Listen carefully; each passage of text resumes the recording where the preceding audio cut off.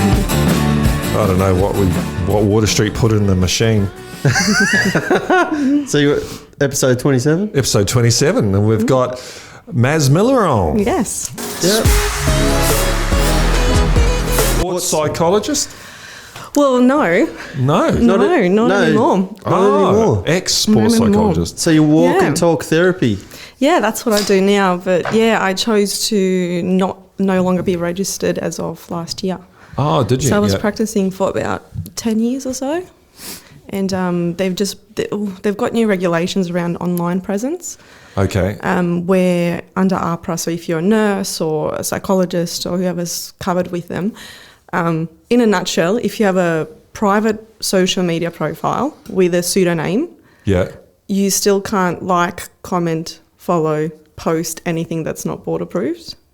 Wow, so you're Yeah, controlled. Completely. Holy shit. And they've actually hired people To hunt you down. Yeah, and it's happening. Like I've got a colleague who there was somebody online talking about autistic children in a derogatory way, and she said something about it, and she's like under warning because she shouldn't have gotten involved because she doesn't know their mental health history. But So it wasn't under her name. No. But that's bloody. How did they even You find? can't, How did because they find there's you so, like I guess that? their whole thing is that if it can be traced back to them, then Yeah. but it's not really. Like it just feels like censorship more than anything to me anyway. It's a control yeah, mechanism. control. isn't it? Yeah, and with psychology, that's how everything's come about, that we've got different understandings Yeah, of things and then absolutely. we study them and then new ideas come about. This is really just going to be a situation of You don't gotta- say anything new because it's not approved. Yeah. So an example of that is, because yes, I do sports psychology, but I'm also trained as a general psychologist. So having done this for 10 years, I've never seen this large amount of suicides, especially in young men, Yeah. Wow, is it? without a history. So often Yeah. you hear about... Like a there was- history of depression, you mean? Yeah. So people where it was completely partners are blindsided and families just in shock. And I'm talking like I'm probably speaking to someone at least every week, one or two people, where this is a family member or friend. So, but I couldn't say that. So I really went to say it. And I had colleagues going, yeah, but we don't know the stats. And I'm like, but this is happening. Like, Well, yeah, you are happening. the stat. This is your Yeah. personal experience of what's Yeah. going on. What would you put that down to? well, I think so. The risk factors for suicide are social isolation, hopelessness, uncertainty, financial struggle, some of them anyway. And I think with COVID, a lot of that has happened. And I think a lot of men maybe deal with mental health is by going to the footy and talking to their friends and exercising, going to the gym and doing sports. And all of that was shut down. And I think they probably had some underlying things and now all their coping strategies were taken away. Yeah. So I think they were kind of like left, especially if, they lost jobs and things like that. Yeah, 100%. A lot of sadness out Yeah. there. Not everyone can start a podcast like we did. Should have come Maybe on. they should have. Was that younger guys you're saying? as Younger well? guys, yeah. I'm going to say like mid-20s onwards. Bloody hell, isn't that awful? Yeah. So much Yeah. sadness out there. How do they get in contact with you nowadays? Like through It's harder. social media? is Usually it? social media, word of mouth, yeah. Yeah. So I still see people as a counsellor because that's not regulated in Australia. Like you can choose to be under a body, but you don't have to be Yeah. as long as you've got the qualifications. So I just do that now and I get to say what I want. I probably couldn't be here today if I was, well, I Yeah. could be here, but I'd be very careful. Like I couldn't share what I just shared, Yeah. Probably have to have someone else sit next to you or something. Yeah. We've had policemen on with the same type of issue, and they were saying nothing controversial either, but everything. The police had to be painted in a positive light, and it's all just spin and just. Where's the integrity? Yeah. You need Tell the to truth. Tell the truth. And if you're obviously care about your job, you should be able to say things. You're not a psychologist to harm people. No. Do you? It's not. Well, you don't go in to do that. So Every job has its like sucky points. Like there's no perfect job that Yeah. And I think because the road to psychology to becoming registered is so long that people are just accepting it. So you do like at least 6 years at uni and then you might do an internship of 2 depending on which way you go.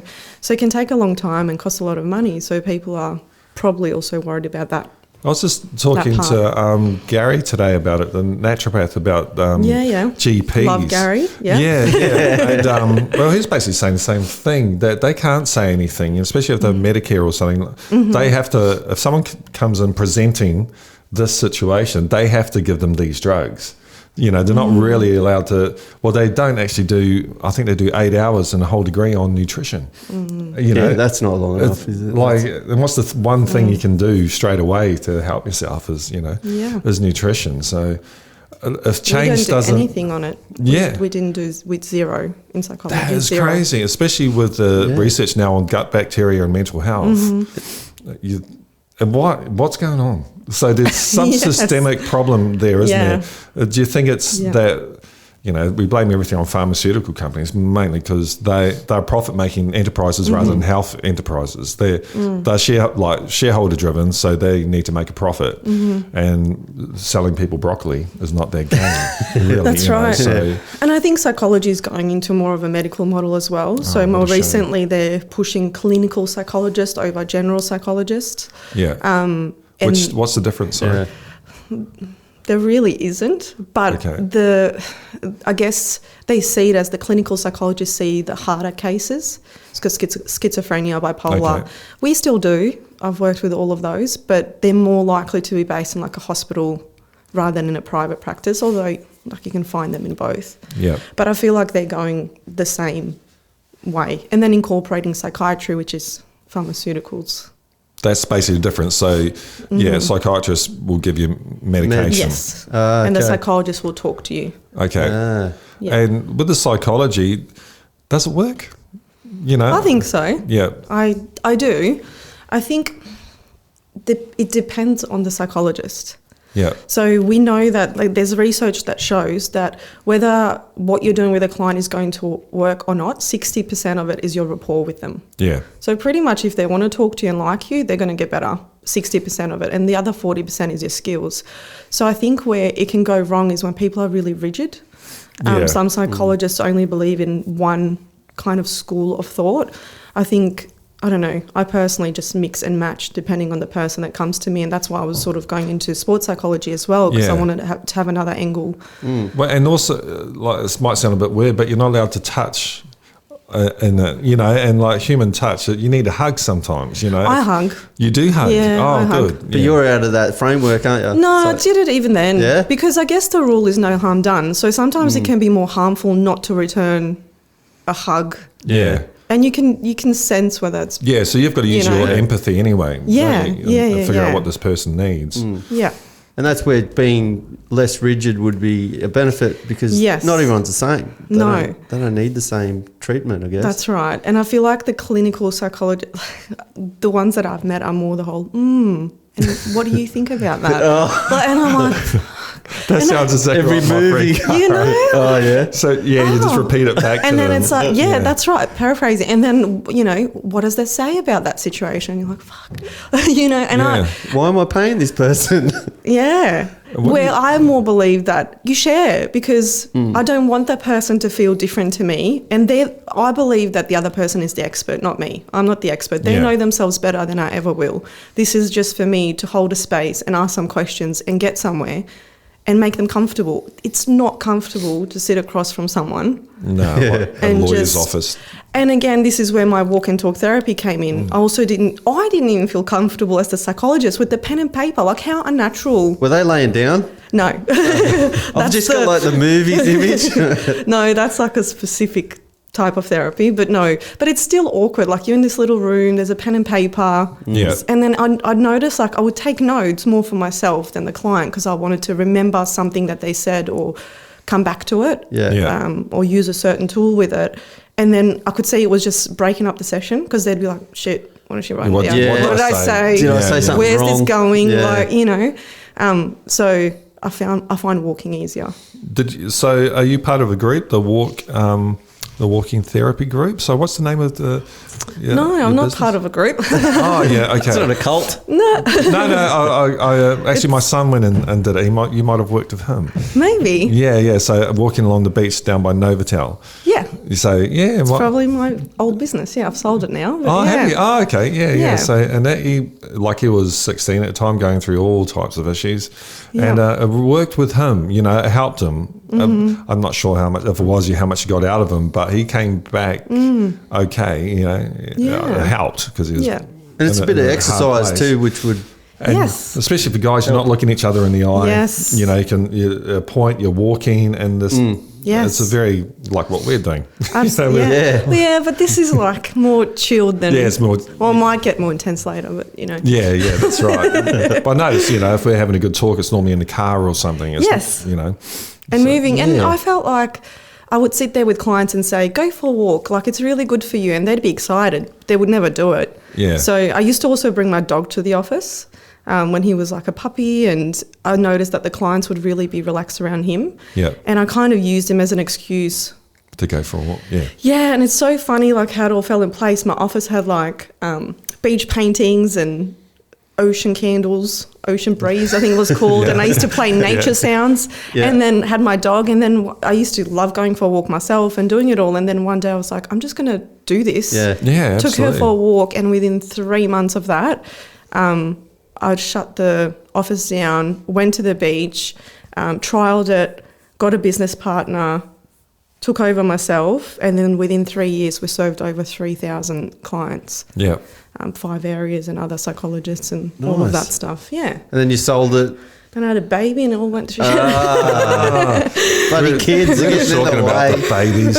We have no time, man, with the kids. They're wonderful, but just what you think you can do when you can do. Yeah, and you just can't. You know, it's. Come out tonight or saying, we've got a jam night. Like, it's just not going to happen. We got 2 hours once a week to do this, and that's it, man. Yeah. Pretty much. Yep. Very restricted. Yeah. Well, that's what it was for me, and the business was going so well. I just didn't want to ruin it. Like, it was doubling in revenue, doubling each revenue every year, and it was going really well. So I thought I may as well end it when it's there. And then I continued the walk and talk stuff, and now work with other therapists all over the world and teach them how to do it themselves. So it's kind of cool because my goal was always to get it everywhere. So you came up with this? Yes. Like, it wasn't a thing before? No, it wasn't. Wow, that's why that's crazy. That's why I've got the website and the social media handle, because it wasn't a thing. So when I thought of it, I was like, well, this has to be a thing. It's that It's good. got to be a thing. Yeah. Like, this is so good. And there was just nothing around. So I was like, oh, well, I'll just slowly chip away and find a way to do it. And brilliant. Yeah. So now you're worldwide. Yeah. That's great. Congratulations. It's left it's left the nest. There's some worse. There's some worse. What's the fucking word? I don't know if worse is a word. It's not a word, is it? I think worse is its own plural. Business. Yeah. You know. Out there. And I think in COVID, a lot of therapists have taken to it because it's outside and people haven't been walking and and you save on offices as well. So that is a major perk. Get a bit of exercise. Much easier to scale a business when you don't have to get an office rent a room location. or anything. Yeah, we could even just go to Botanic Gardens, I suppose, and like you could sit somewhere nice. Like we're natural beings. I find myself, if I'm moody, I get the urge to go up to the Southern Highlands and go to the forest there and just be in the forest. And the excuse is to look for mushrooms. I do a bit of mushrooming, foraging and that. But in reality, I just like walking around the forest, man. Yeah. And this is one of the few places, the forest and the cemeteries, where there's no advertising. So you can walk around. And the cemetery, reckon? No advertising, not even on the tombstones? There will be if we get our idea. Well, my brother's got this great idea. We won't talk about it. But cemeteries are quite... I used to walk all my kids through the cemetery when they're in the pram. And I've been daddy daycare for a while. And it's just a really mellow place. And it is. The imagination kicks in when you're reading these old 100-year-old headstones and all these amazing lives. I don't know. And it is a very quiet place, I talked to somebody that advertising. works at a cemetery, and she said the same thing. She finds like she's like, I love my job. And I was like, okay. Yeah. And she said it's just humbling and a reminder, and she said it's always a really nice experience. So I think it keep you grounded. Yeah. Yeah, for sure. Yeah. Literally. In the ground. Yeah. So you were 9 years old when you came to Australia? No. 9? I was like 15. 15? 15. So, but you were 9 when you left Bosnia. Yes. So it was a long time to get here, I thought. Yeah, I've lived in, so we lived in Bosnia, then we got to Croatia, then we went to Germany, then we got sent back home. To Bosnia again? Yeah, and we couldn't go there because even though it was considered safe. No, I was living in a place called Kakanja, it's about 40 minutes out of Sarajevo, so out of the capital. Sarajevo, Yeah. So we lived there, and during the conflict in the early 90s, we kind of got stuck there because we couldn't get out until the borders were opened up, until the peace treaty and everything was signed. So wow, so that was. Do you remember much of it? Yeah, I remember a lot of it. Yeah, do you? I've got a really good memory of it. Yeah. So in 1992 it kicked off, wasn't it? Yes, 92. To my little brother was born right into it. Oh. Yeah, that was fun. Was it kicking off in your town? Yeah, well, I vividly remember, like watching it on TV, like seeing that there's conflict and talk about it. And I remember my dad saying to my mum, "It's never going to happen here." And then 2 weeks later, we got bombed. So holy shit, it was. It kind of happened really quickly. People started leaving, but everyone was doing the whole, they're just being scared and it's not going to happen. And then it did happen. And once it happened, whoever didn't get out or tried to get out, were kind of either stuck or you were taking the risk of with your being captured. So Bosnia. It's got there's a lot of ethnicities there, but so how did it start? Because a lot of people don't know. Especially from Australia. It wasn't well covered, and I think most of us were really young. When it was kicking off. I was kind of young, I suppose. I remember you were like 28. Yeah, I was 50 at the time. I remember, it was former Yugoslavia. It was Yugoslavia at the time. World War II kicked off. There was no Yugoslavia before World War II? Or? I wouldn't even know that. No, Tito was after World War II. Yeah. So Tito came and joined it all together? Yes. Everyone the 80s, loved him. Yeah, that's really interesting, isn't it? And even, we don't hear a lot about Tito. We hear a lot about dictators and stuff, but not a lot about Tito, because I think he might have been all right. One of the first, the claims of fame is that I think he defeated the Kiwis or something in New Zealand's. What happened at the end of World War II is the English basically went and, it's horrible to say, but they went and wiped out all the people that were fighting the Nazis or the Italian, the guerrillas and all that type of stuff, because most of them were socialists and they didn't want them. And when it came to Yugoslavia, the New Zealanders had the job of trying to take out Tito, and that didn't work. I don't know if they ever got into a hot battle with him and all that. But, So do you think it was his force of personality that kept all these people together? Yeah, and I think as a country, we're very community focused. Yeah. It's kind of a group mentality versus an individual culture. So I think people responded well to all the communism and that side of things. Well, it's got they felt nice safe and it didn't feel like a dictatorship or anything like that. And so he passed away in the early 80s. Yep. And things started to that's what everyone reckons, that when he passed away, that it was sort of going There was some downhill. rumbling happened, and then the wall fell over. Yeah. And that's when, from what I could see, Serbia wanted to keep it all together, and everyone else wanted to go their own way. Is that? Yeah, I don't know. Yeah. I don't know. I think everyone wanted their own country. Yeah. Because that's what it ended up being in the end. Yeah, I think that they were flying their own flag kind of thing. Yeah, each religion, because it was religious, it was based on religion. Yeah. I think Slovenia got to just peace out, and we're just not going to have anything to do with it, but everyone else was fighting for land. So if you were in Bosnia, they wanted that to be a Muslim-dominated country. If you were in Croatia, they wanted that to be a Catholic one, and then if you were Serbia, it was Greek Orthodox. And then whoever was in the wrong place, unless you were those religions, they just killed you. So what was Bosnia before the war kicked off?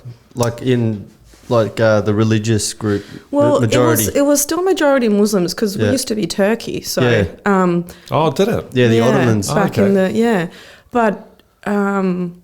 but there was a mixture. There was Serbs there and Catholic people as well. But did your parents say there was always a bit of tension, or was it okay? No, there wasn't. My dad's best friend was a Muslim. Yeah, so do you think it's when things got a bit tougher? Communism fell, and if everyone's having barbecues, that's my idea. No one really wants to rock the boat. Everything's going great, but as soon as the pressure comes on a bit, these fractions can come come out. Yeah. And there were mixed marriages, like... Well, that's what you want to have happen, isn't it? That was all happening, yeah. Yeah, that's how you join a country together. I think people were still, they quite stick to their religion down there. Like even now you'll find that, you know, from wherever they are, they're religious. But there were no issues until that happened. And actually, initially, there wasn't so many issues. But then the more it was happening, the more people got divided. So we found that our friends were turning their backs on us because if they'd... Because of religion? Well, no. If they tried to help us, then they would get killed. And that has happened. So, yeah.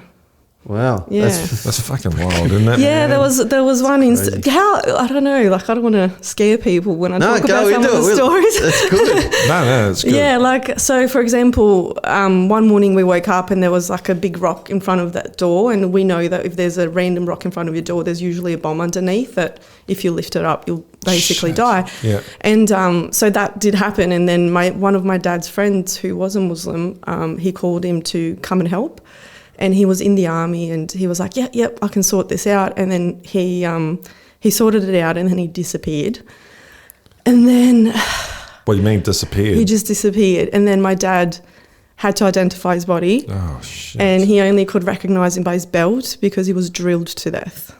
Drilled to death? Yeah. Fucking asshole. So yeah, when that happens, nobody's ever talking to you or helping you again, right? So that's the kind of things that they used to do. Yeah. And I think in any population there's going to be 0.5% that are complete fucking psychos. I don't know, you probably know. And wartime, they're the ones that come to the front, man. They love it too. Yeah. They fucking love it. And it's really scary because I say that you put a good person into the right circumstances, they'll do some bad shit. Oh yeah. You know? Well, and no one knows how you would act in that situation, really, either. You know. And initially, you know, when things like that kept happening, because like my dad's best friend brought someone over to try and kill us, and initially thinking back on it, I was like, how? Like I considered him like an uncle. You know, I grew up with him, and then but as I got older, I understood. Like now, I know that if he didn't do that, then his family would have been at risk. So what do you do? Yeah, what do you do? So what happened there? Oh, they were looking out for my dad, and Dad was in hiding at the time because what they were doing is they were recruiting all the men. A lot of the men that tried to escape were captured, and then whichever side chose to take them, they had to sort of fight. And my dad was just not ever going to have any part of it, so he was hiding for a while. They also like pumped them with drugs, and anyway, it's pretty bad. Get them all hyped up and shit. Yeah, so they were looking for him, and then anyway, he told them they thought it was a good idea to threaten us and Mum, and then he told the guy where to go, and then the guy came back, and my mum pretty much opened the door with 3 kids, so I would have been, say, 8, my brother would have been 11, and the little one would have only been like 1. And we opened the door to a guy holding a gun to our heads. Oh, shit. And then he said, he was a bit older, and then he said, fuck, I can't do this. I've got grandkids their age, and just walked away. What? And we were just like, okay, that was close. He was there to kill you. That was close, you know. Yeah, so and he still had a bit of humanity left in him. Yeah. So it feels like, I feel like my story is not as extreme as other people's because people did die. Yeah. And like we had things happen around us, but we somehow got through. Through. Yeah, and I think we were lucky in that we were in an area that had a lot of Muslims. So like the villages, so it was kind of hilly where we lived, and you could see other mountains, and you could see people being dragged out of their houses and things like that. But because we were right amongst it, well, in their words, we were kept for dessert. So they said, we'll get to you last sort of thing, because it was interrupting their neighbourhoods, I guess. Oh, so, okay, I see. Yeah. They didn't want that all shit going neighbours, down in their neighbours' neighbourhoods. So they were kind of going to the more remote, isolated places first. And are these just militias, just local guys? And it's not actually an army coming through? Neighbours and... Everything, a bit of everything. Because everybody was, if you were male, you were in the army. You were in. You dragged them. Yeah. Bloody hell. Yeah. And it's right there beneath the surface, and that's why you got to watch these mad dogs that try and whip up racism and shit like that, because once the rule of law's gone, we're all fucked, you know. And very dangerous stuff. Yeah. Trumpy, as wonderful as he was, that type of rhetoric is fucking really dangerous. Yeah. And I think I found it really interesting when we moved here, all of that, like Croatians, Serbians, and even people talking, like even teenagers talking about it, and I was like, what are you doing? We, like, the people that have been through this never want to go through it again. Like, I have friends who are Muslims and Serbs now. Like, I don't ever want to go through that. People that haven't gone through it think it's a football match or something. Yeah, you know? It's like they have no idea, and they'd say things like, yeah, my family was there, and I was like, shut up. Like, you were too, fuck off. Yeah, like, absolutely. You know, you don't even know what you're talking about. I do remember when I was an apprentice, I think he was I think he was Macedonian. Okay. And he was saying about, he was an older guy, and he was saying how he'd walk around with an AK-47 and just shoot at random, and I was just like, you're fucking, you are crazy. Yeah. No remorse, like, he had no emotion about it. It was just... Like, and I think... if you're using a psychologist's mind, what happens to someone...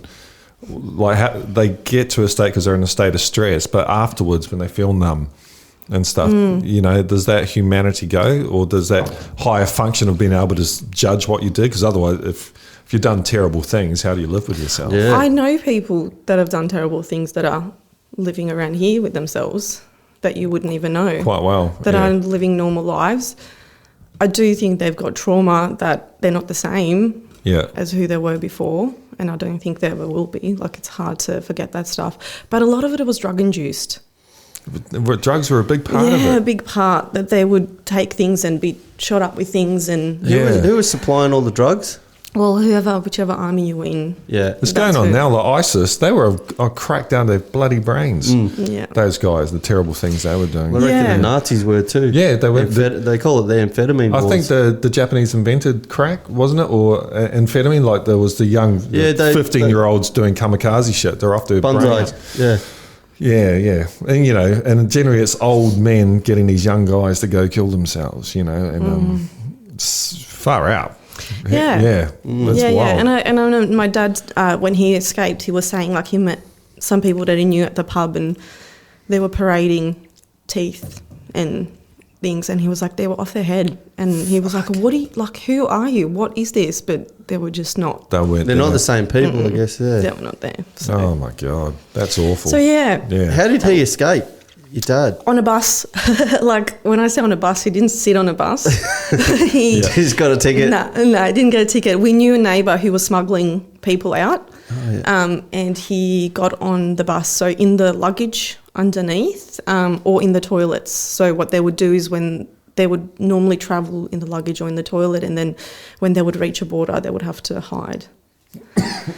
So the guy would pay off. So what he would do is, his strategy was, he would lead the army to the toilet, so it wasn't sus that somebody might be in there. Yeah, okay. And he would pay them off and give them a bit of money so they don't do much searching, and then that's how they would cross each border.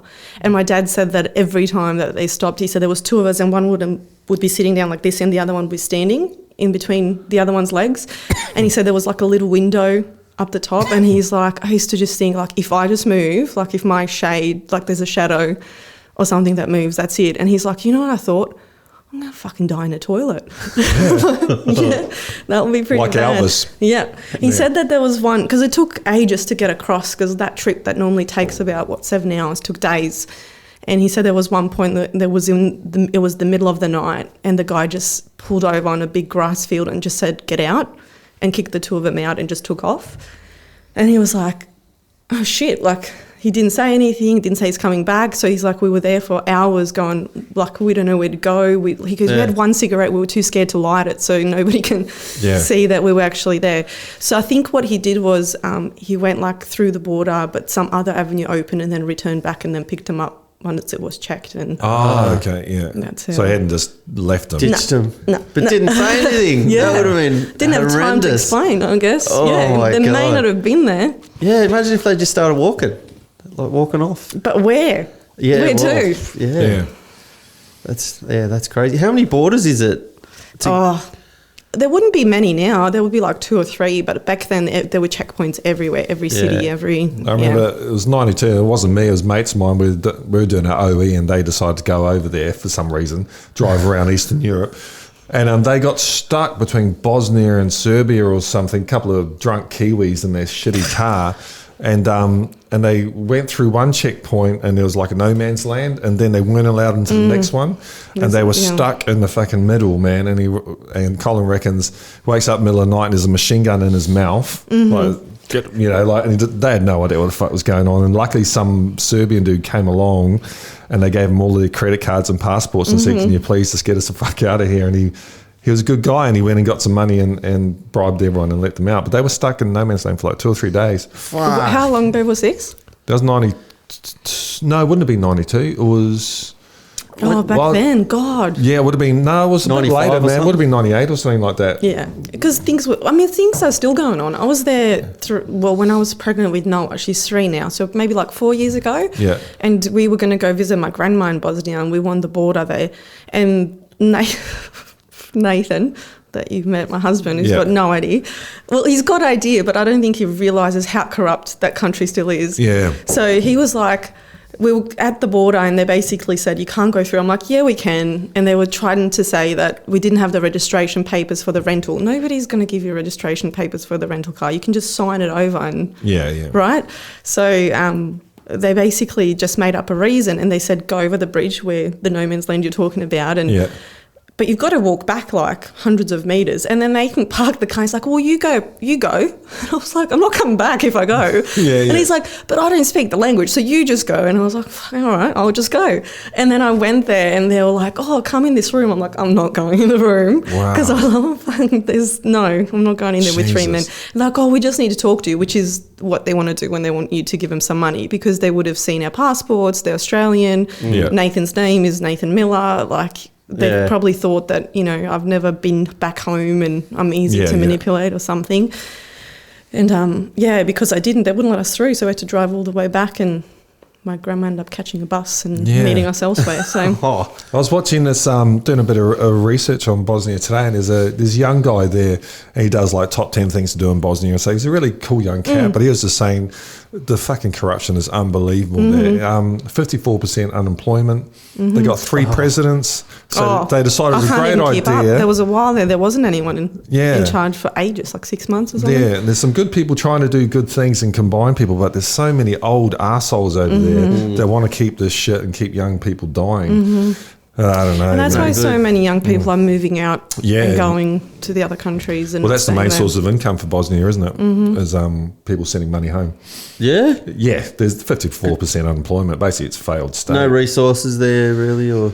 Well, humans are the resource, though. That's what people forget. You can have all the resources in the world, but if you don't have people to use them. That's right. I think the touristy towns do a little bit better because they still have people coming over from like Germany and Italy. But it's still not a settled deal. It's still... No, it's horrible. People are still trying to get out. It's not good. Because I don't think Serbia is still happy with what's going on, and I think Clinton brokered some type of crazy deal which just is not workable. So they almost need a new Tito, Yeah. Is it Serbia that have got the 6th century grudge? I wouldn't know. This podcast I was listening to on the Bosnian War, and this guy was saying, I think it was Slobodan was using this grudge that was 6 centuries long ago. Probably. And he bring it up like... That's what wogs do. We hold on to shit. Well, exactly. Like, can't people just let shit go? Like, 6 centuries just an excuse. Yeah, it was. It was just to fire everyone up. It's always about resources, really, when you look at it. And also the Yanks wanted to get in there. They want to go in there? Well, they wanted, because the Soviet Union had just broken up, and so that was all. There's so many resources around the whole area, and we didn't like them. Even in they were peacekeeping. They were doing just as much corrupt stuff as everyone else. So it was like once the wall fell down, it wasn't fun for anyone in the East, and and they all wanted the genes and that from the West, from what I can see, but then. They've kind of, I think a lot of them, I know, got some Russian friends in that, and they miss it. They miss communism and stuff. Say, you didn't have to pay for electricity and shit. You got holidays, free schooling, wasn't it? Free everything. So medical, long maternity leave. It's not really free. You work. Everyone had a job. Yeah. Like there's no homeless people, but everyone worked, and then massive taxation. But you don't need a lot of money because everything's taken care of. So I think there's a lot of homeless people. Good and bad, there. Yeah, it's good and bad. You know, I think the Norwegians, like you're saying, you need a bit of both. Yeah. Man, you know, you need a big safety net and try and bring out the human potential in everyone. You know, no homeless. You don't need homeless, man. Norway's got no homeless people. That's amazing. When I went there, they're like, don't give them any money because they're just acting. They have jobs. They have jobs. They have housing. It's just an extra side gig, and they dress in rags. Just for fun. They just pretty much. They're like, don't give them any money. They are taken care of here. Yeah. How did you go? So, God, you're a teenager over there during all this shit, you know. So it's a crazy time in your life, anyway. Well, I was only like 7 when it started, and by the time it was finished, I was 10. Oh, okay. And so then you're in Germany and other countries. Yeah. So we went to. It's interesting. We went to Croatia, but to them we were Bosnian. So Bosnia wanted to kill us because we were Croatian to them. Yeah. And then Croatian didn't want us because we were Bosnian because we had a Bosnian passport. So then my parents just said, like, I think we stayed there with family for maybe 6 months, not even that long, and we couldn't get into school, and we had already missed out on so much school because of the war and stuff. And so you're just hiding out, basically. Yeah, we spent the majority of that 3 years in a basement. Yeah. Your basement? Yeah, because it's safer. You know, if you get bombed, then there's more to sort of go through than if you're on the top level of the house. Yeah. So the basement was the safe. They're fighting street to street? Sometimes, yeah. Like sometimes we'd get people run to our basement, especially at night, and say, you know, they're this far away. And there were many nights when my parents would say, like, this might be it, kids, sort of thing, and we'd always go to bed dressed so we can run off and be ready to go. And I just read this terrible thing. There's a guy in Gaza, and he's like a YouTuber, and he's a pretty cool cat. And his last ever post was, it happened 2 nights ago, and he goes, the bombs are getting closer. I think this is going to be it. If I've fucked anyone off in my life, I didn't mean to, man. I'm all right. And that was it, man. Yeah. You know, so the shit's still going on. Yeah. Do you think that experience affected you? You know, obviously it did affect you, but your choice in work? Yeah, I knew. Like I weirdly knew we were going to be okay. I don't know if that's just the kid in me that didn't grasp how big everything was that was going on. But I was always, I don't know, I've always been a pretty positive person, even in that situation. So I was always like, we'll be all right, and we'll get out of here one day. But I knew that when I get out, I'll spend my life helping other people in some way, shape or form. And that's pretty much all I've ever done. So, yeah. And I always knew, like, I had like I used to write journals, like even with my friends, like heaps random, like year 6. And we used to write in a journal, then pass it, then the other would write. Yeah. And a friend of mine in Germany, she wrote that she'd be a social worker, and I said I was going to be a psychologist. And wow. We way back she then. became a social worker, and I became a psychologist. Oh, that's great. Have you read that journal? Oh, I have, but it's pretty boring, to be honest. What did you do at school? Oh, what about this tea? But anyway, it wasn't that good. But they're good. Like, I journal. Yeah. I only started when my son was real little, maybe a couple of months old. Yeah. And I've missed a couple of months here and there, but I've tried. I've started so many diaries, man. And I realised that I think my diaries is when I write songs, because I do write songs a lot, and then I look back at them and they're your journals. I always thought they were about nothing and I was just making the shit up, but they were always pertinent about what was going on in my life at the time. So surely psychology says something about journaling. Yeah, it's a good way to let things out, and I think it's a way for your mind to stop thinking about certain things. There's something weird that happens once you put it on paper. It's like your brain, let it go? And acknowledges that you've got it. Otherwise, so it doesn't have to keep reminding you of certain things. Yeah. Maybe bomb them full of fucking journals over there. Yes. Stop fighting. So good. Get over shit. So good. But I've always kept on. I think I was saying to you when I was so when I went back over when I was pregnant, I ended up going by myself and seeing my grandmother and seeing family, and I went back to our family house. Wow. And what was that like? It looked much smaller than I remembered. They always do, though, don't they? I think because you were little, but everything was still. Most things were there. Like a lot of things, it's been broken into. So they'll take valuables and. So it was abandoned. Washing when you left? machine motors. So we left, and then we had some family living there for a bit, but nobody's living there for a little while. We've got family that lives nearby. that kind of keeps an eye on it, but you can't really. Like, there's been junkies that have been in there, and Yeah. my parents kind of used to go back over, fix it all up, and then What's make it nice for them. Yeah, that's right. The junkies. Oh, they fixed it for us again. Oh, nice. And there's no way you can sell it, really. There's no... Oh, it wouldn't be worth much. Yeah. And I think at this point, my parents are just emotionally attached. They kept saying, oh, we'll wait till all the grandparents pass away because it'll break their heart if we sell it. And now that they've passed away, they're still doing nothing. Yeah. Hold on. How are they going? They miss home, obviously. So they miss what it used to be, or... Yeah, they often talk about going back, or they have this dream of like spending time there. But whenever they have gone back, they've done the whole, it's not what it was. Because it's moved along. It's not, like I'm an expat, in New Zealand to Australia, it's hardly a big change. Yeah. But even then, Same place, isn't it? Same place. But once you leave your home, you're never quite the same, like I agree. you're always kind of a bit ungrounded. But then, New Zealand's okay. And we, like Hayley and I are talking about living 6 months there and 6 months here. Yeah. And that might be doable. That's so funny. That's what my parents say they're going to do. Yeah, absolutely. Because you just dream of not- it, but I don't think it's ever going to happen, At least you could retire there because they've got a way better retirement scheme over there than here. Oh, do they? Yeah. Yeah.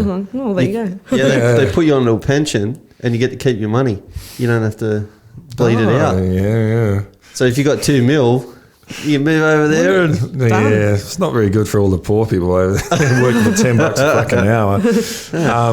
But something changes. There's something to be said for staying in one place, and making all these connections, and because all mine broke, when I moved, same. and I had to reset them all. And those friendships you make when you're young, and especially in teenage years, they're generally the lifelong ones, I think. Yeah, I agree, and it's a weird feeling. Like I don't know.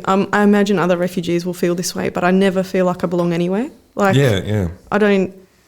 I'm not like anyone here. I'm not like anyone there. Because when I go over there now, I'm Australian to them. Yeah. And then when I'm here, I'm like, I'm not really like anyone here either. Does anyone It's feel weird. I don't think anyone feels they belong anywhere. Yeah, but I think like with what you're saying, when you've lived somewhere, you have that around that familiarity around you and a comfort. I don't have that. Like. I Google And even most if you move places back still. back to Bosnia, that place has changed. It's not the same place. What was it like pre-war? Well, for me as a kid, it was amazing because I pretty much spent all my time in the mountains and outside and it's a beautiful place. Just being in nature, and we were very self-sufficient. Like my parents had jobs, but we had animals and gardens and all that kind of stuff. So it was, I have really good memories of it before. What did your parents do there? Dad was like a power plant manager, I guess you would say.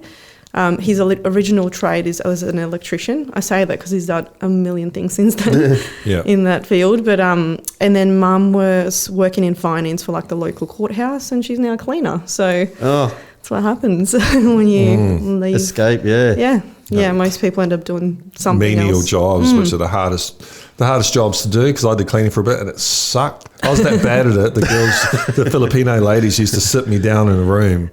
Don't move. Don't fucking worry about it. They were really nice. You're making too much mess. They were machines, and especially when COVID hit, They should be on more money, man. Well, you should, because did they get any more money for risking their lives every day cleaning hotel rooms? No. I don't fucking think so. No one even mentioned it. No, but they get more hours. They get more. Good on them. They get to use their life up for us. You don't have to sleep anymore because we've got more work. It'd be sweet. Oh, yes. So good. But that's what I was going to say. When I went back home, I found a diary that I wrote. So it was like a diary. It was like a little notebook. How did you find that? Was it grandma's? It was in my room. So my room's still there. Like mine. Like your bed and everything? Yeah, it's all there. Holy shit. So there's certain things that are gone and missing, and there's clothes not there, but there were certain things there, and my old books that I used to read were there, so I took them with me. And I found this notebook, and I never had like a chronological memory of what happened first. That it's always been all over the place. And so I would have been, like 10 when I left. And I wrote it was a couple of days before we escaped. And I wrote something along the lines of, I don't know why, but I feel like I have to write all this down. And I just wrote out everything that happened, the dates. And it was pretty, it was Did you remember any of it, or this was all brand new to you? Not everything. I didn't remember everything, but I remembered a lot of it. But it was nice. Not nice. It wasn't nice. I broke down reading it, something like that, written by your child self. Yeah, that poor girl, what she's going through and shit, how stressful. And then I was grateful because it gave me that clarity of, okay, that is what happened, and that's when that happened, and that's what that would have been like. So it was kind of... It's good to have, man. I wish I'd had something like, well, I didn't go through that, but I wish I'd kept diaries. Do you think some junkies went through your diaries and left it there? Because it was... I don't know. Maybe. They might have, like it's... Maybe. It's quite, someone would have broken into your room and been in your room probably and taken something, but... left that because maybe they did have a heart. They might have had a heart. Maybe might have been some good junk. They were babies at one point. They were innocent at one point. Well, if you grew up in a childhood like that, I can almost think you can be forgiven for trying to deal with it in your own way. For sure. Yeah. So how did you? What was the refugee process like back then? So, illegal. It was illegal, was it? Yeah. So we escaped. So we got on the bus. So Dad had escaped. We hadn't seen him for, 3 to 6 months or something. Okay. And then we found out he was with our family in Croatia. And then because the borders had loosened up and we were now children and my mum, they let us through. So they weren't letting men through, but they were letting women and children through. Yeah. But even with them, they were a bit tricky. Like my mum was telling me there was a lady that was sitting next to her with a baby and she didn't, for one of the borders, didn't have the right passport. And mum pinched the baby when they came and the baby was screaming. And then because the mum was fussing, they're like, don't worry about it. And they skipped her. So that's how I was like, that's so smart, mum. Poor baby, absolutely. but that's so smart. Yeah. So that's how she got through. So, so then we got to Croatia thinking, okay, we could do something. And they were just like, we don't want you here. Like, you're not getting a job. You're not getting signed up for school. You're not Croatian. You're Bosnian. You need to go. Assholes. Yeah. Yeah. And then so Dad had some family in Amsterdam. So he called his cousin in Amsterdam, said, listen, I don't have much money, but I've got enough for a train ticket to get to Amsterdam. Is there any way for us to make a living there or stay with you? And he said, yeah, no worries. Just catch the train and I'll pick you up from the train station. And Dad was like, I don't have much, just so you know, like this is all I've got. I'll probably have $2 and 3 kids after this. Like I won't be able to get far. Yeah, all good. So we get to oh no. We get to Amsterdam. Yeah. We get to the train station. He's not there. We wait for a long time. He's not there. So Dad's like, well, I've got 2 coins. I'll use one of them to call him. And he essentially just got the voicemail and said, hey, we're here. Like if you're not here in 2 hours, like he was thinking like what could have happened? Here's 2 hours. Yeah. I'll take it as you don't want to help us and that's all good. I won't call back again. And he didn't show up and we actually never heard from him since then. So what he can't. I know. Who is this guy? I know. Let's write him off. Name him. And then Dad piece had of shit. Yeah. Just fucking leaving your family out there, fucking kids and that. Yeah, but you know what? He probably agreed to and then talked to his missus and she's like, no. Fuck her. Oh, fuck her. Jesus I shouldn't blame the woman, but I don't know. No. Maybe he changed his mind. Maybe he felt put on the spot. I don't know. For whatever reason. Too fucking bad. He's a weak man. Yeah. He's not a man. He changed his mind. So Dad was like, I've got one more cousin in Germany. I'll just call him and hopefully he answers. And he basically said, listen, I don't have long to talk. This is all I've got. We can jump a train illegally and try and get to you. We're not that far away. Amsterdam and Germany weren't that far. And he said, but if you don't want to help us, like you just need to let us know because this is what just happened. And he was like, no, I'll be there. So he was there. So awesome. We all jumped on the train. What's his name? Stick him in.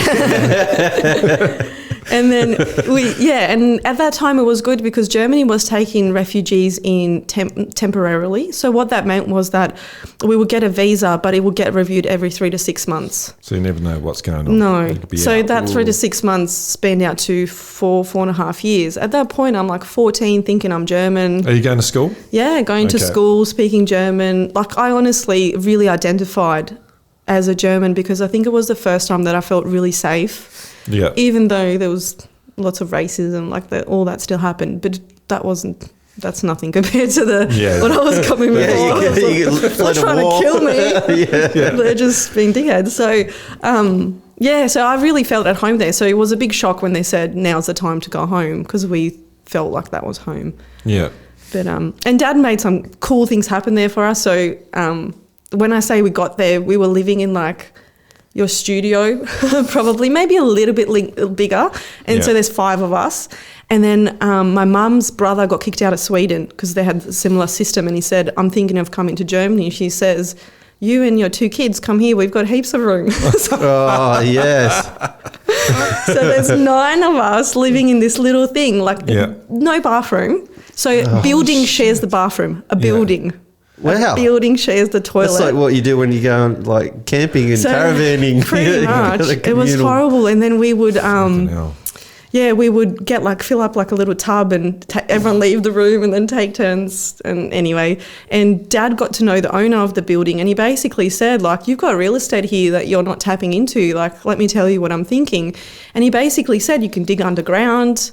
And they kind of came up with this way of, they created out of that a 2-bedroom apartment by digging underground, putting a kitchen in and stuff, going up into the attic, creating more bedrooms. And basically Dad said, like, I'll tell you all this, but we want the job and I want my families to be able to rent and live here. So that's where we stayed. And Dad's an electrician anyway, so he had the skills. Well, he pretended to be a builder, but... Good on him. He pretty much built our house anyway.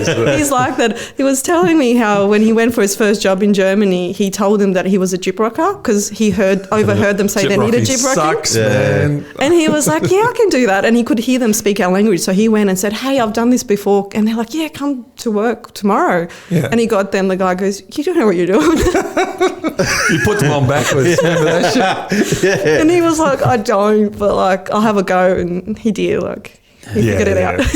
As long as you're a good worker, if you can get in, if you're a good worker anywhere, they'll probably keep you because it's the attitude that matters, man. You know? Unless it's electricity. You don't. You want to know what you're doing. You want to know what you're doing. You don't want to fry people. At least you got a decent one. You got Jeff Sparky, didn't you? I got Jeff Sparky to come out and do all this stuff here. Yeah. So you're in Germany. What We're in Germany. At that point, I'm like in year 7. Yeah. And then they said, you're going back to Bosnia. And we were like, hell no, we're not. So Dad was like, it's not even an option because there were people still getting shot and killed at this point. People wanted this to kill was him. 98 it was still happening. So then he went back to Croatia just to see that it was a bit safer there, and it was safer to live there, and we could get into school there. So that's where we moved to. Okay. But it was really hard to get work because you're not a local. They still considered us Bosnian or German. I don't even know what we were at that point to them. Was that because your accent, or did you have an accent? Okay. It changed. So you speak Croatian? Your dad spoke Croatian? Yep. Yeah, and I speak German still. Yeah. Not as good as I used to. Yeah. But whereabouts in Croatia were you guys staying? So then we moved to Pula. So it's kind of up the top near Italy, near Trieste. It's kind of, you can drive to Italy to go shopping. It's really close. That sounds all right. Yeah, it was good. Yeah, it was really nice. It's got like if you look it up, it's got like a 2,000-year-old, it's over 2,000 years old. There's a Colosseum. What's that movie? There was a movie, Gladiator. That was filmed there. Yeah. Oh, yeah. I heard Croatia's got better ruins than Italy does. I've got a friend who's Croatian. His family own an island out there. There you go. They own a freaking island. They own an island. What kind of friend is that? Yeah, I know. Yeah, Tony, man, he's an amazing guy. He's half Maori and half Croatian. He's a guy that's, I don't know if you can be born with a gift of languages, but he kind of was. Yeah, right. I met him. I was chefing in London, and he's from New Zealand and that as well. So we got to be good friends and all that. And he'd lived a few years in Japan. So normally when you speak European languages, you can kind of wing your way around Northern European, Southern. But the Asian languages are a world away. Yeah. He speaks fluent Japanese, man. Wow. And then we were at the, he didn't speak Polish, but we had a lot of Polish waitresses at the place we were working. We sat down and had a few drinks with them. By the end of the night, he was talking Polish. Like fucking Polish. And then he got a job over here and I was working with him. And then he started, because he speaks Maori, he started talking to the Indonesian kitchen hands in Maori. And then by the end of like a couple of nights, he was speaking Indonesian to them because they're really similar languages. Wow. Oh, yeah, man. He's a fucking amazing cat, man. That is crazy. He freaks Japanese people out because they don't like it when it's good if you try, but if you're actually fucking fluent, it's they don't like foreigners. Nah, not really. No, they don't. do when they're drunk. But fuck. No, generally, I think crazy. they get away with a lot, like no whiteys in this bar and all that type of stuff. You know, wow.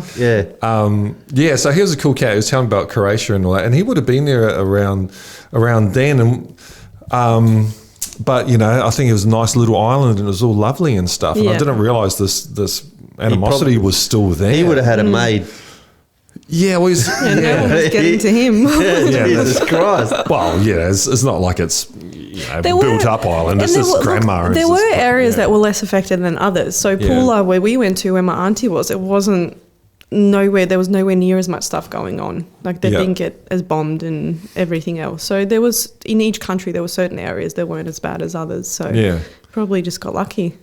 Yeah, I think so. It's so good. Such a shame, you know. It's a real loss for everyone, isn't it? That I know that Yugoslavia went, but it had to happen that way. But I think when Macedonia went, it was kind of peaceful, didn't it? Like there was no real dramas. With Kosovo? Oh, do you mean at that time? Yeah, they kind of all went, and the main three were Bosnia, Croatia, and Serbia. Yeah, where it all kicked off. Yeah, and then it's still because it's the biggest block. Like Macedonia is not as big.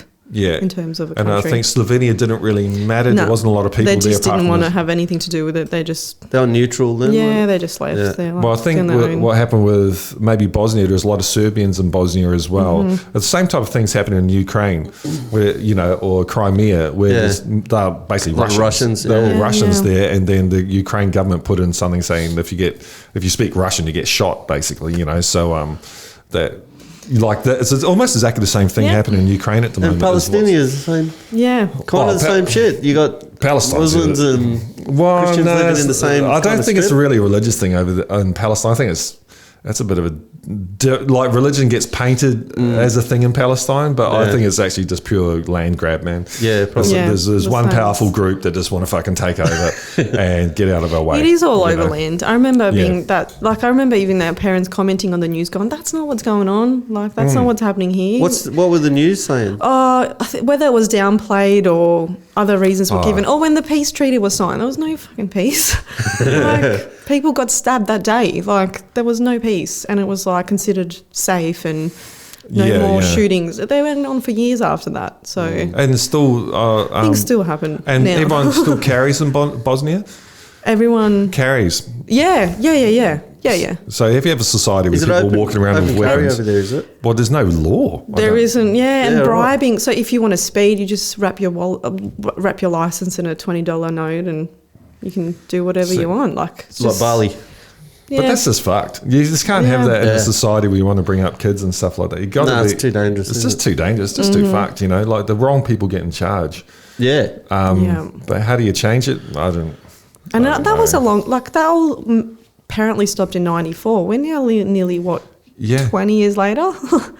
It's been a while. No, it's 25, 20. It's almost 30 years later. Yeah, right. There you go. So, it's funny. Even more. Shit. It's almost 30 years later. And from what I can see in Bosnia, it's not going to, this peace ain't going to last. Like, you know, they're not. Tension. And now Croatia's building this huge fucking bridge over their waterway or something and trying to cut Bosnia off. Oh, yeah. Yeah, it's a shit still going on. It's like, beautiful country, though. Beautiful.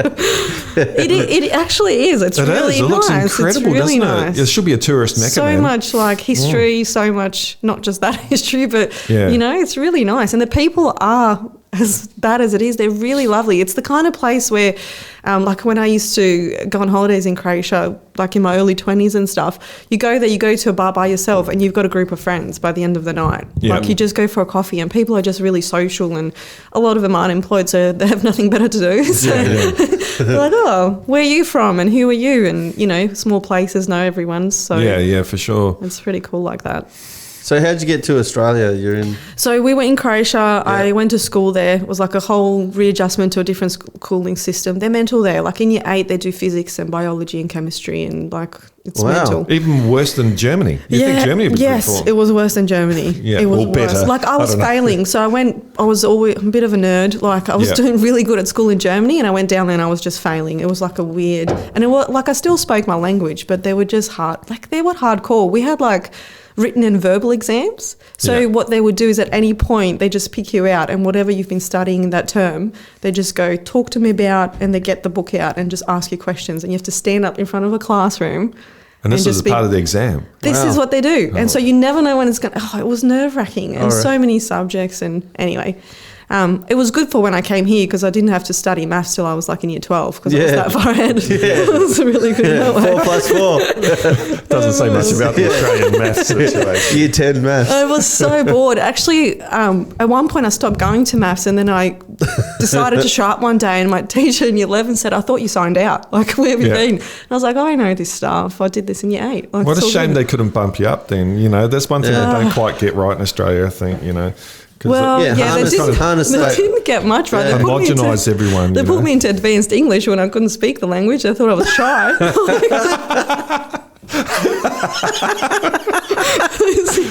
Shakespeare and shit. I'm not even kidding. Yes, you'll be right. You're doing great. She's a prodigy. And I came from an intensive English centre. Like I came from a school. Anyway. Oh my god! Was that would have been Dapto? Good Oh fuck yeah! Dapto. And nobody figured it out till like we had some assignments due, like pretty much at the end of the term or something. And I was like, I don't know what I'm doing. Hang on a second. And then it gets better. Then they went, oh well, she's here now. Let's not change anything. Too much hassle. Too much She'll be paperwork. right. She'll be right, isn't it? She'll be right. That's the Aussie way, isn't it? That's a good Aussie way. Yeah. I like that. I ain't stressed about it. Yeah, So she'll be good. right. You'll get there. We all fucked up. We're Australians. What do you know about it? Too hard. And there wasn't many of us. Like there wasn't many people that didn't speak English at the time. So they're like, oh well, just one. Don't worry about it. Yeah. So you're in Croatia, and all the time. So you're not really citizens of Croatia or anything like that. No, and my parents could not get work that whole At all. year. And at one point, this was so shit. At one point, Dad was like, I can't get any work. I'll just keep approaching job sites and I'll just try my best. And this guy said, I've got some work, but it's cash in hand. And the project will go for about 3 months and I can't pay till I'll get paid. And I'm going to get paid at the end of the 3 months. What an asshole. So he shows up to work, you know where he's going, every day. single day, comes on the last day and the guy says, I don't know who you are. And Dad's like, I've been working for 3 months. Like, I have no idea what you're talking about. You can't even punch him out because it's not your country. What can you do? And he was building those toll thing. So every time, like when we've been back, he's like, that fucking toll. Drive through it. Yeah. So kind of all There's the assholes out there, isn't there? Eh? So all the headway that they kind of made in Germany pretty much just got depleted while we were down there because there was no income coming in that whole time. Not at all. That's fucking crazy. Yeah. And then my dad had a brother that was in Dapto, so he escaped. Actually, he was on the front line, and he escaped from there around 94, 95. When we got to Germany, he came straight to Australia because they had other family here. So he was fighting and then just thought, no, got away. So got he away was towards the end. fighting for this, like, so you guys were... He was fighting for Croatia. Yeah, okay. My dad would have been fighting for Bosnia if they got him, so they potentially would have been at each other, I guess, in a sense. That. Yeah. So they came straight here where we went to Germany first, and because we got you just got used to it. That 3 months was a long time back then. Like to feel safe for 3 months was good. And then, so we applied, and then we had another family member in America, and we actually got accepted into both countries as a refugee. And Dad was like, Australia sounds better. The right one. Yeah, I think so. Yeah. I think so too. Healthcare system, education, all that. Yeah. And that uncle of mine actually is looking to leave America at the moment, so he's leaving, I think, hopefully at the end of the year. Yeah. It's not good over there. Yeah, where is he in? He's in Phoenix. Oh, yeah, right. Phoenix, Arizona. Do they have much COVID? They would, but is it... Yeah, you got COVID, but you just got the whole disintegration of the society over there, really, you know. And just I think it's the medical stuff they're getting worried because they're getting older now, and we're going. So I think they'll go back to Germany, from what I hear. Oh, so they can get back into Germany? Yeah, they've got some of their kids. One of their kids is still there, so they'll just go and stay with her. Oh, sweet. Back there. I feel like they're doing the whole, what we'll do is we'll go back to Bosnia because there's still a house there and do half time there, half in Germany. I think they're still imagining things as they were. Yeah, that's right. So we'll see how they go. Yeah. But anyway. Yeah, it's a shame when Bosnia's lost all their people and stuff like that, isn't it? You know, all especially the youth. I think Greece is experiencing that for the last 10 years since their economy got smashed.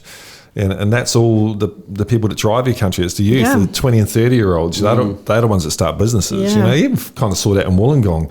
heaps of people left, and then they all came back, and now we've got these cafes and things starting up, with go-getters come back. And, I don't think it's going to happen in Bosnia for a while. No.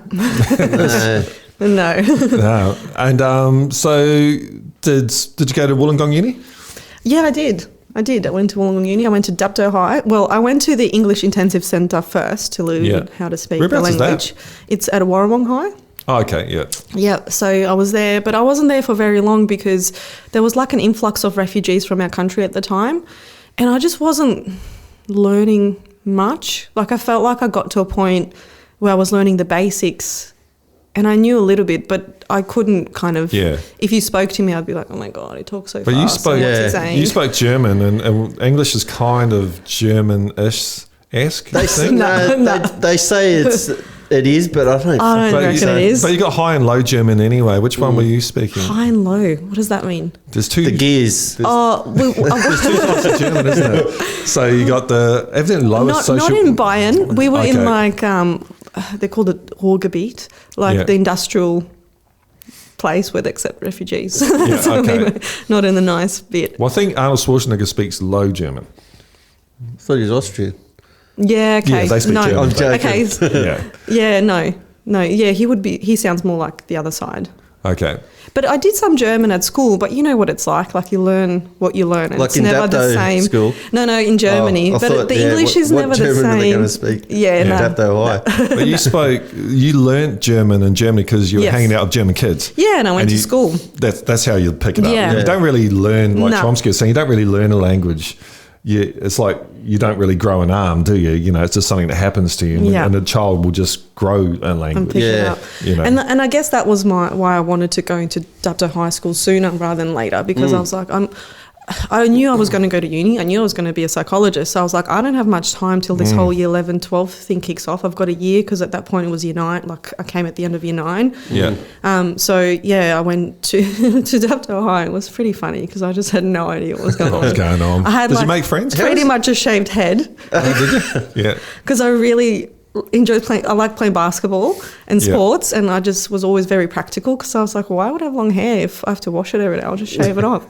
And so I did that just before we got there. So I was this little wog with like walking around with a basketball looking like a man that couldn't speak English.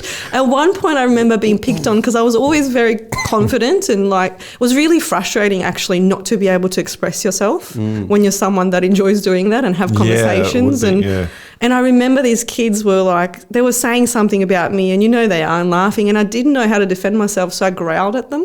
Great. Oh, that didn't help. Did not help. That works in Japanese as well. Did not help. A growl is a growl. Because I was like, just, they have to know that this is not all right. Yeah. But anyway, I eventually got there. I made friends, and I didn't know what they were saying a lot of the time. I remember they'd say things like, I'm like now looking back, like, do you want to go to the canteen? And I used to just mix up yes and no. I'd be like, I'll say yes a few times. Yeah. So I'd be like, yeah. And they'd all walk off, and I'm sitting there going, what's going on? Where are we going? What's happening? How long did it take you to get a hold on it?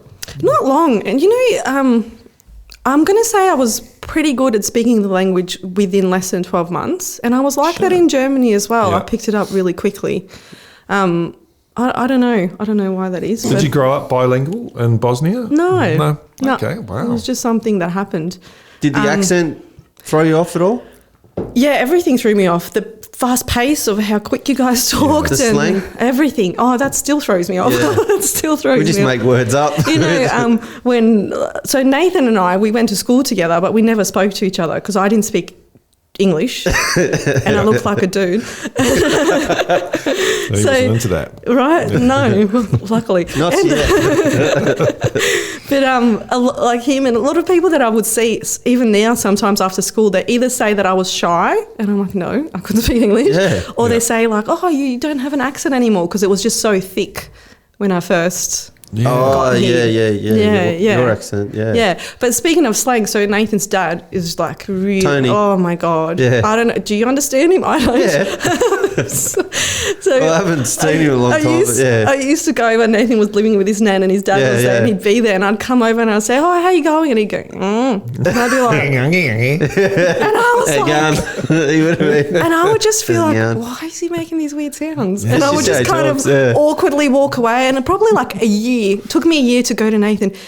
I think your dad's really rude. Like, I come over and I say, how you going? And he's just making these sounds. And he was like, no, he's saying, how you going? I still sometimes don't know what he's saying. Yeah. Like. From what I like, because I haven't seen him in a long time. Yeah. But yeah, he's very Aussie. Yeah, very. And do you know what I do? I get all the sayings wrong still. Like, I'm really good. I'll try. Yeah. I'm always getting them wrong because they're like different to. Yeah. Just make it up. Who cares? Yeah. But they're kind of changing. G'day's not really a thing. Oh, it is. I like. It is like with the older generation. Yeah. A lot of. G'day's a good one. Well, at work it is still. They still say g'day. Yeah. G'day, mate. Yeah. How's it going? Like. Yeah, you don't want to lose that shit. That's Australian culture, right? The C word is very prominent in the working world. Yeah. Some people find it offensive. Yeah, but it's not meant like that where we say it. It's kind of weird. Yeah. Intention is different. Yeah, our swear words are really different. We call your mum a whore. Like, we don't. Yeah. It's like a family. Oh, it's always attacking your family. And it goes really a family and goes really brutal. Like, yeah. Well, that might be part of the issue with the 600 years of growth or some shit. Maybe it is. Where you guys are more personal, like, you're an idiot, you're a dickhead. We're like, no, your mum's... Yeah. You go straight to your mother? Yeah. I fucked your mother last night. Oh, yeah. And she wasn't very good. It goes into detail. Like, it's horrible. It's horrible shit we say. Americans do too, don't they? Well, they got the motherfucker thing. Yeah, they But do. that's got a rhythm to it. Did the Bosnian swear words have rhythm? I don't know. Probably sounds like it to me. Yeah, motherfucker. But what language are we speaking in Bosnia? Well, there we'll say Bosnian, but Bosnian, Serbian, Croatian, it's all the same. Yeah, it sounds very, very similar. There's like a letter that's missing here or there, but it's all the same. So it's almost like an accent or a broad accent difference. Yes, the Serbian have like a different... we have Latin writing. They have like their own form of writing, which you learn, which I was learning at school before the war. Like you spend 1 year reading and writing in Latin, and then the next year in what they call Cyrillica. It's like a style of writing. Is that like a Soviet style with the R's backwards? Yes. Yeah. More looks like Greek or Russian. Style of writing. Yeah.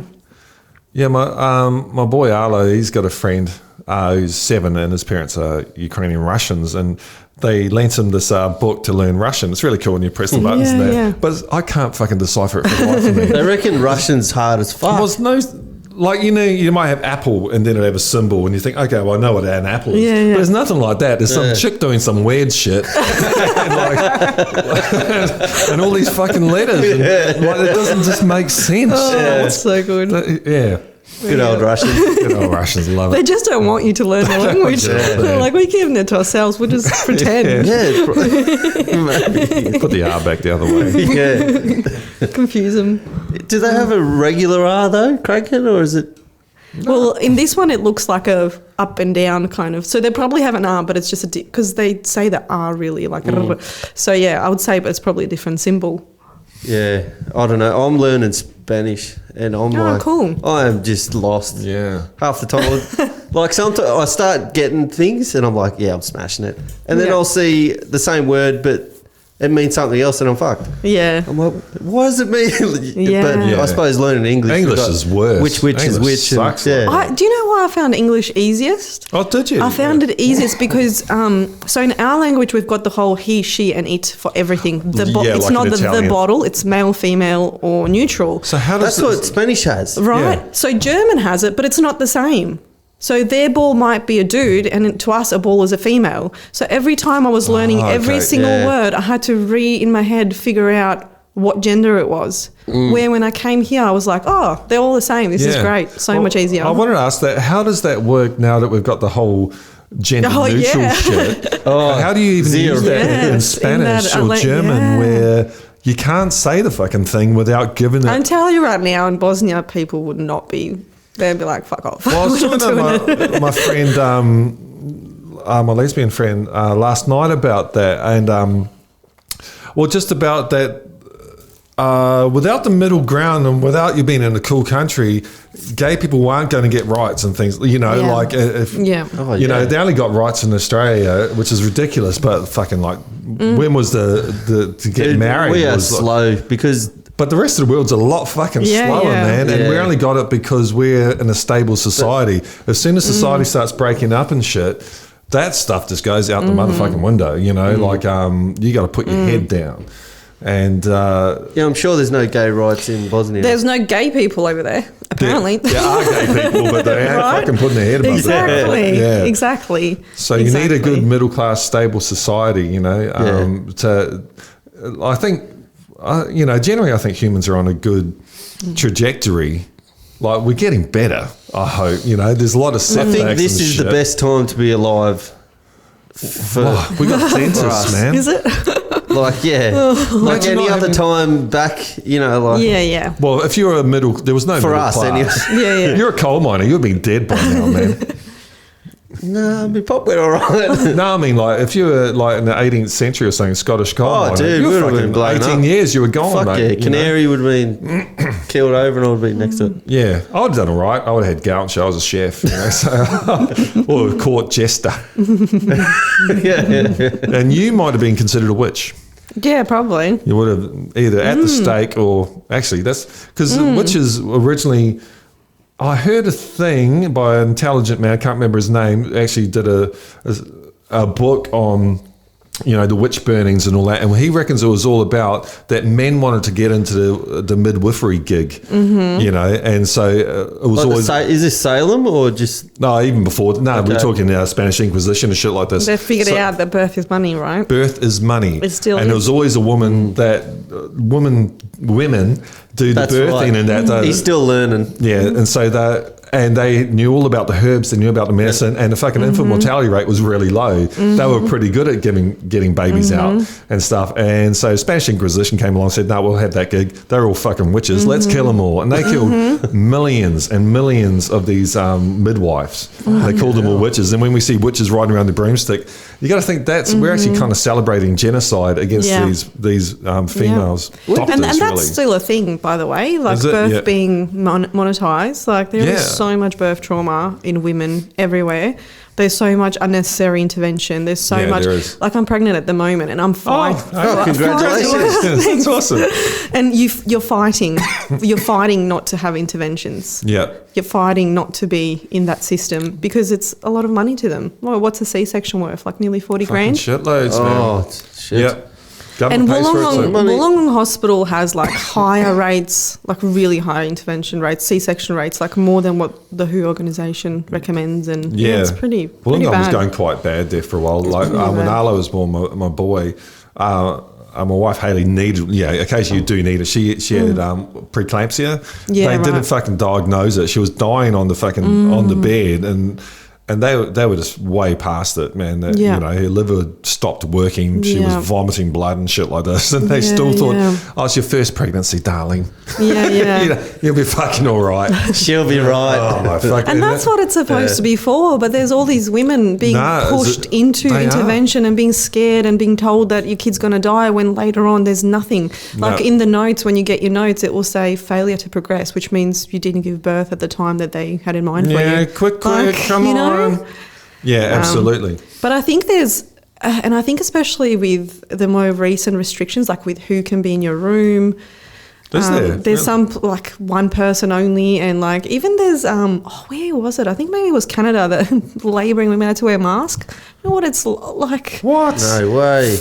That fucking Justin Trudeau. I saw a lady that posted about it saying, "Oh, you're fighting wearing a mask. I wore one in Labor. Take that." I'm like, "You're not a hero. You're a fucking idiot." Yeah, you're a fucking idiot. You're Get idiot. over it, you drop kick. For fuck's sake. There's blood and shit going everywhere. That fucking happens. Put your mask on. Put your mask on. Put the mask on, the fucking baby, the head's out. Mask that motherfucker up. So stupid. They got little ones But it's made still, up. And we want to, and I was thinking just today, like Pfizer, they're saying 30% of Australians don't want to get the jab, man. And I think a lot of it, from my attitude to this, these companies are just out to make a fucking buck, and they want to jab you next year and the year after and the year after. Yeah. And they're profit motivated businesses, as all businesses are. Absolutely. So maybe businesses shouldn't be in the fucking in the gig of dealing with a worldwide pandemic. No, Cuba has fucking no GDP, and they've got 2 COVID things they're giving to Africa for free, and they're fucking 90% effective. And Russia's giving them away for free as well. So why are we getting this American company that's making, they've projected $4 billion profit this year? Like, More chairs. Yeah, that's exactly everyone. Oh, we can make shit. We can make money out of these fucking Africans and Indians dying. Like that's bollocks, man. That's what's got me up. That's what so that cervical cancer vaccine, I remember it was when I was at uni. I would have been like 21. It was pushed, like you could not go to the doctor for anything else without them wanting to jab you. And if you, like, I remember a doctor telling me that I'm an idiot and I'm going to get cervical cancer because I didn't want it. And I was like pushing back, didn't want it. Because I was studying psychology. I knew how science works. And I was like, this is a trial. This is not a test at anything. Yeah. And I remember speaking to one doctor and he said, I want to know why you don't want it. And I said, because it's a trial. He goes, yeah, it's true. That's why they're giving it away for free at this point, because we're collecting the long-term data. And I was like, I don't want it. And that many women have got it. And I've got friends that have issues since then, and so kind of, I mean, it's not the same, but it's similar, I imagine. Well, it's just not, there's similar motivation. Yeah, similar motivation and just dishonesty about let's open it up. And what's in this shit, And you can't speak. So if you're a nurse or a doctor that doesn't agree with it, you can't say it. You'll get deregistered. That's not right. No. And I know they are. They're speaking out now. There's a lot of them saying things, but Yeah, it's a really interesting time, and we're going to get barred now. Who cares? That's right. Fuck it. Because I'm not like, all my kids are vaccinated. Okay, the polio fucking vaccine works. It's a good vaccine. I don't want my kids to have, like, my mum had polio and shit like that. Yeah, right. So fucking, she's living testament. I remember going to a school with a girl who had fucking polio and couldn't fucking walk, So, okay, the polio vaccine's a fucking good one. What's that nasty thing all the kids used to have? Smallpox. Yeah. That's a fucking nasty vaccine. Yeah. So we've got proven vaccines. You don't need to put mercury in them and fucking... So fetus. All that shit. So, okay, certain things, fair enough. This one seems incredibly rushed. It's just rushed, isn't it? It's really rushed, and there's a money motivation behind it, which I really don't like. It just freaks me out. And also, like I've got high cholesterol, and my GPs just want to put me on statin, like 40 milligram statin. How long for? For the rest of your motherfucking life. That's it, man. And I'm like, that just can't be right. Like there's so, but it goes, and when you go to, and it's a whole. Capitalism's changed. They're not just happy to sell you a product. They want to have you for the rest of your fucking life. As a customer, you're a Spotify. You want to listen to music? You listen to it the whole fucking life. You give us $20 a month. And they've got you with these. Yeah, and they got you with those. And so they're scary. They want to track everything you do. Yeah, but that method is come to medicine now. They don't want to cure you. Like, and now the COVID thing, they're just saying I listen to the ABC and they do this COVID report once a day, which is, it's not too bad, but they admitted today that you're probably going to need a booster shot every year.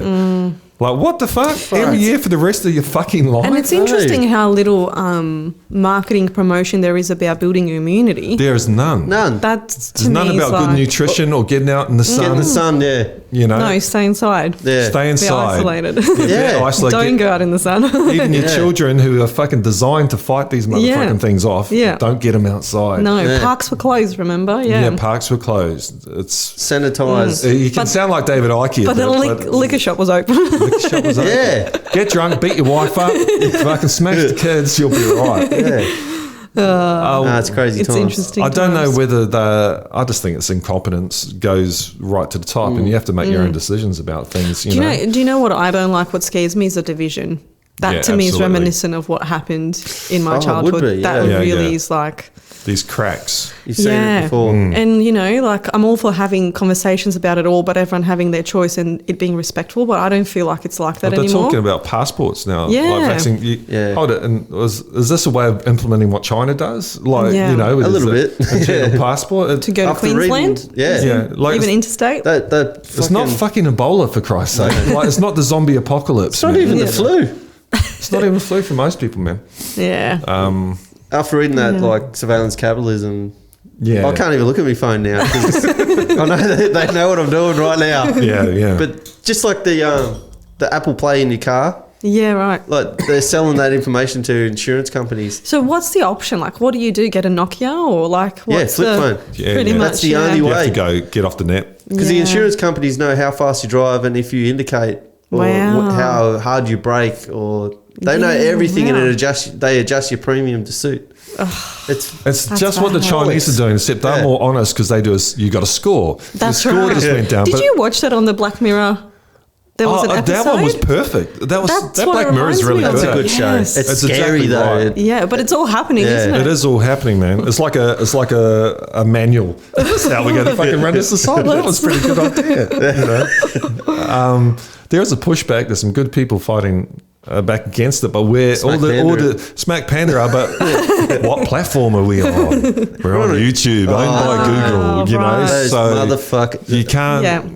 There's only so much you can say. If you're in the system, they're making money from us. You know, they'll more than happily have us bag out Google and take the money from people watching. So Yeah, they don't have souls. you can't really fight a system from within a system. I You need agree. to create a new system. That's why I got registered. Yeah, fair enough. You can come out. Completely agree. Yeah, and so there's no difference between doing counselling and psychology work. Not to me, there isn't, but Yeah. I think it's always that grading of like the clinical psychologist gets the heaviest, then it's the psychologist, and then it's the counsellor. But they're all doing mental health. Yeah. So to me, it's no different. But I don't care. I'll call myself a fish. Yeah, like that's if I get to right. help people, I don't really give Yeah. a shit. And if I get to say what I need to say, then I've been in obviously like with my story, I've been in situations where I couldn't speak up and say things. I'll never choose that for myself again. So. You got it. That's all Well, good. society needs people to stand up. Yeah, it has to. You know, that's how we got to be in a good spot. And especially like with psychology and that, how are you supposed to advance the science if everyone's just following the textbook? Man? Like it just It doesn't work. it doesn't work. You need to be outside the We textbook. need creativity. Yeah, you can't stifle it. Yeah. You know. Absolutely. And just on like your sports therapy back Yeah.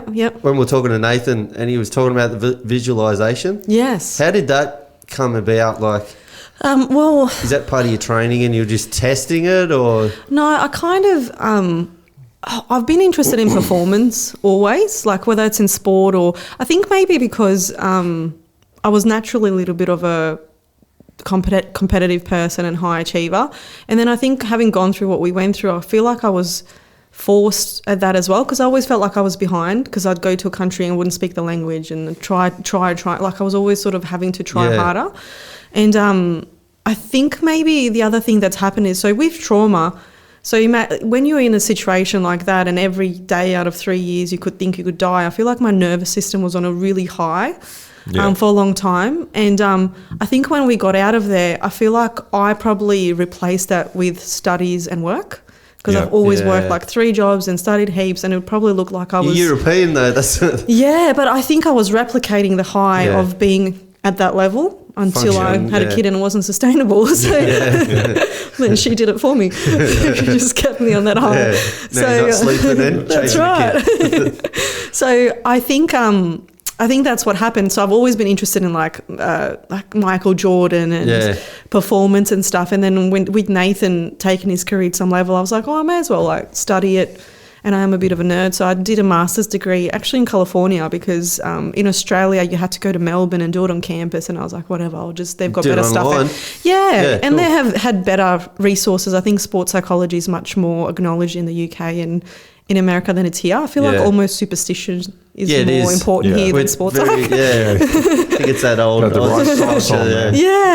Yeah. So I studied that, and then at the same time I was doing bits and pieces with Nathan, and then I slowly started doing things with the academy and the Wolves and some NRL players, and it just kind of snowballed from there, and I don't know, I just really enjoyed it. To me, everything I was learning about sport, I could apply to business because I feel like that's my sort of sport. Would the sports psychology, would that apply to musicians as well? I think so. I think performance aspect. I think it's performance and pressure.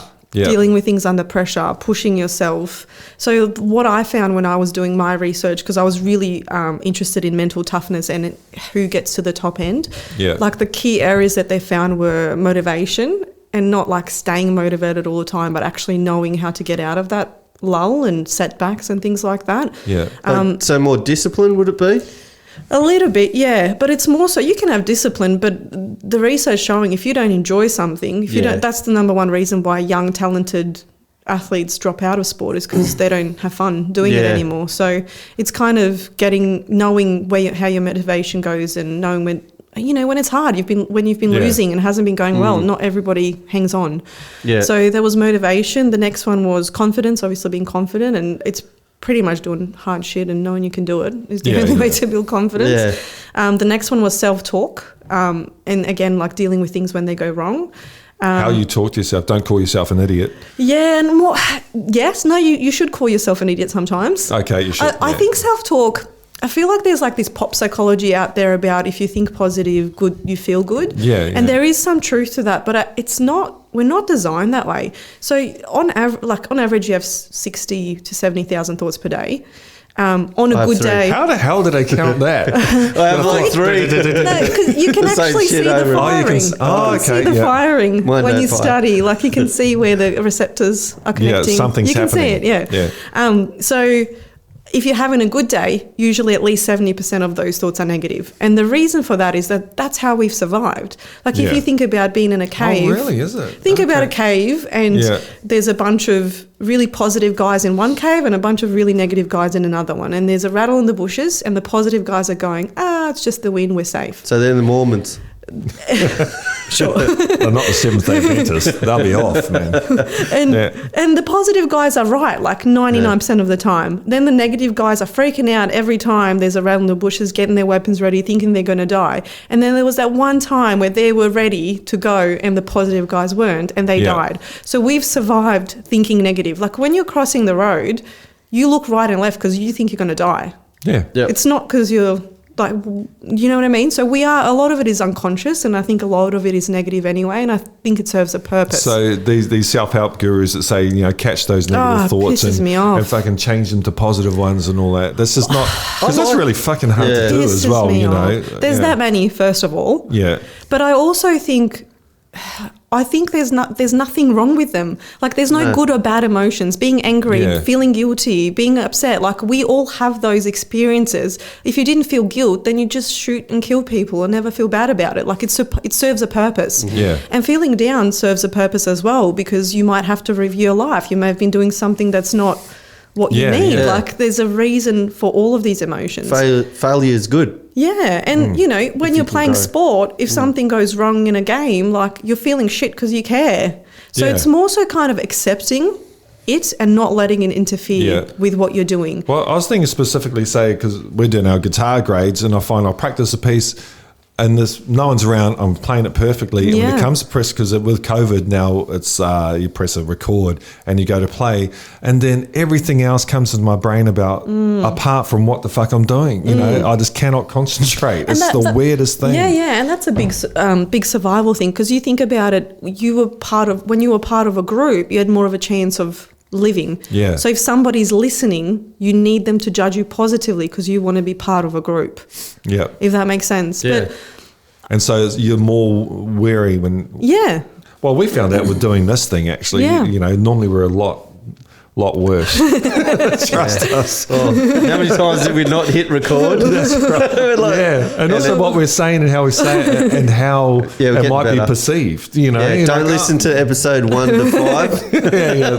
Now I'm going to. You won't last long. You'll be like, this is fucking shit. But yeah, so it's normal. It's just accepting that and knowing it. I think that's what, I've talked in front of hundreds of people before, shitting myself, but I've still talked. Yeah. So I take it as I can be nervous and still do this. Still perform, yeah. And it's kind of like playing it like elevator music, like having it in the background but not buying into it. Yeah. Do you know what I mean? Not feeding into it. And that means like not trying to stop it. Yeah, don't stop it. Don't try and stop it. Because it doesn't work. That doesn't work. Like, definitely I think as you do this, that's going to happen naturally because you're going to come up with another way of thinking about it. So instead you might go, oh, whatever, I don't care, I'm in the moment. And also it doesn't, like I find it, when I'm playing really well or the music's going well and that, I'm in the zone or something, you know, this is happening to me and the thoughts actually just really get in the way. Like it's how to get to that space where the thoughts go and you're really enjoying it and you're loving the music. This is fucking rocking, you know, you're in the right space.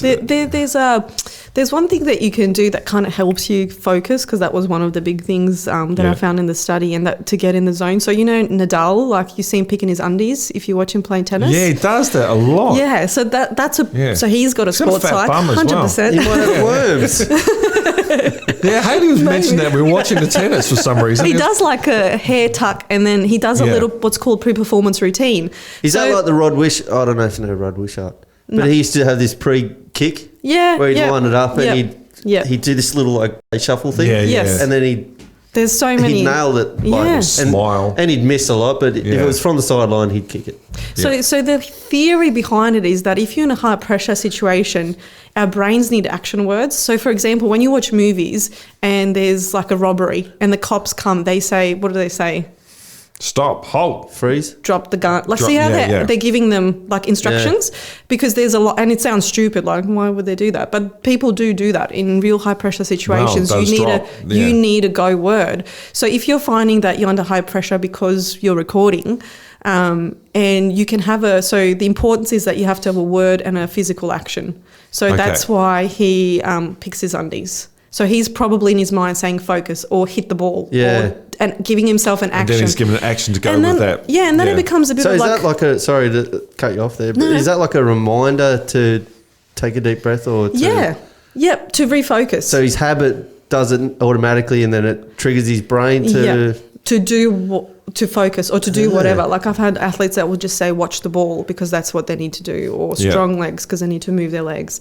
So it's kind of like, you know, you roll your shoulders and you feel relaxed. See, like someone sneezes and you say like it becomes this automated thing that if you do it in practice, so when you're not recording you start practicing it, so then when you're recording it starts to work.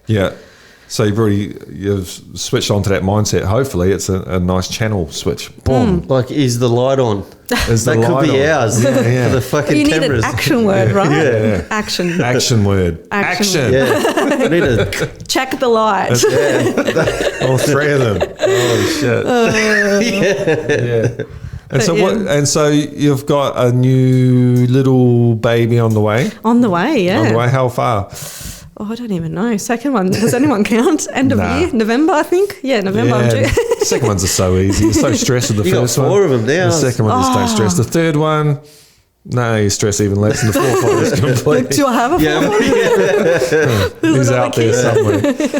And you can see normally in their personalities as well, because the first one's normally a little bit hyper and high strung. The second one's normally just out there, jumping off buildings. But you don't care either. No, you don't care. I'm the second one. They're like, you can judge their cries really well as well. You know, that's a bullshit cry. Bullshit. Occasionally there's the run cry. Oh, fuck. That's serious.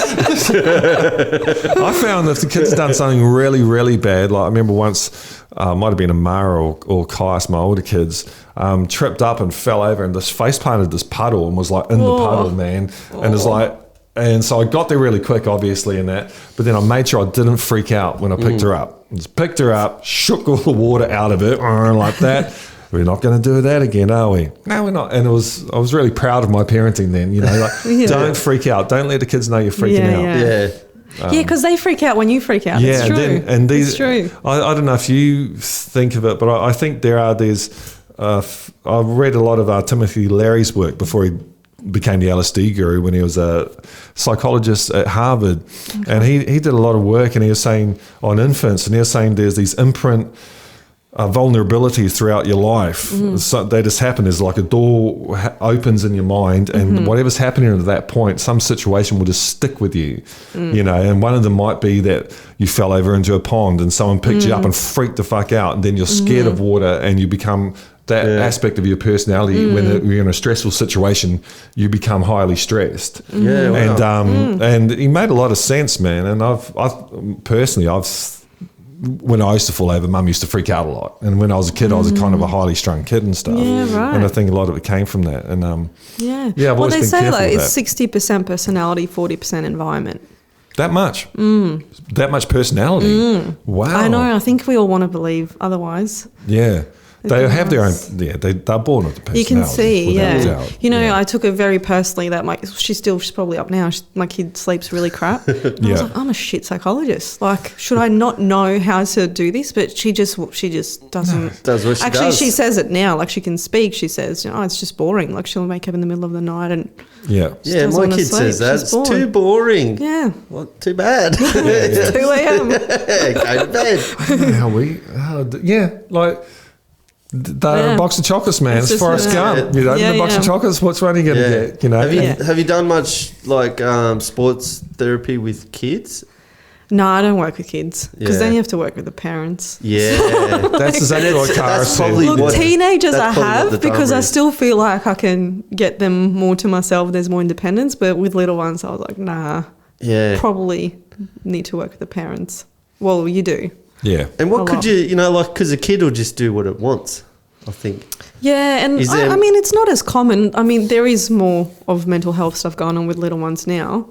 But with sports psychology, I don't think so because they're still just having fun. Yeah, that's right. They're just enjoying it. Then you turn into like a trophy parent. Yeah, that and usually that's you're the on problem. Netflix and you're Yeah. a fucking raving lunatic. Yeah. Have you seen that show? No. Oh, I was on your way, said Netflix. so there's I was this- with you until that point. They follow these parents that are like Pushing their kids or yeah, something. like and bad, yeah. and the kids don't even want to play the sport anymore. Yeah. and they're just screaming at these kids, and it's, Man, you get it's it so every sad. fucking Saturday on a soccer field, man. That's what Yeah. I mean. Yeah. You know, Parents are idiots. you know- Sorry, parents, but guys, get your act together. I did a bit of work like the Academy of Sport, and part of it was to do a talk with the parents. And I was like, I'm just going to say it how it is. Like I gave them a bit of background on sports psychology and stuff, and then I was like, but let's talk about you now.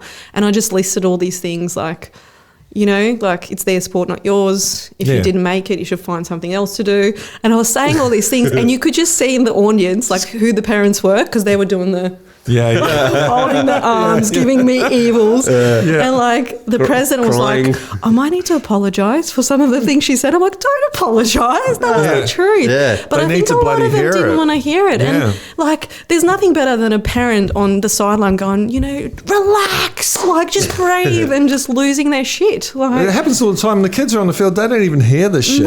These parents, like, They're just having fun. one of the parents the other day Yeah. said, "Oh, all these boys are all pussies now. We used to get tackled and all that." And the kids were fucking sitting down in front of them, and like it was going to get ugly. Yeah. Like, oh, this is going to get Yeah. ugly, man. Yeah, the old days were always Yeah. tougher, but Yeah, it seems to be a football, like a soccer Yeah, issue, man. football. Like because Yeah. the boys do baseball and that's a lot. The parents are a lot mellower. I'm sure there's still dramas, but basketball is pretty bad. Did you see that? yeah, Mild- but my parents never watched me, so Oh, okay, yeah. so they were it's all right. busy being refugees and But just working. I took myself there.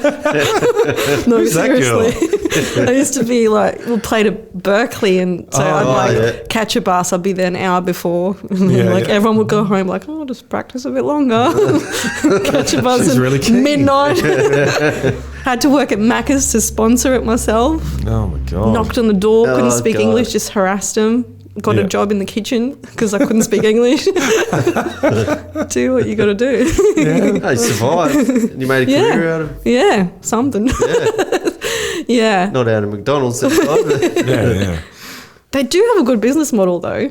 I've learned a lot from them. I really think they've got a really smart business model in terms of like their procedures are really structured.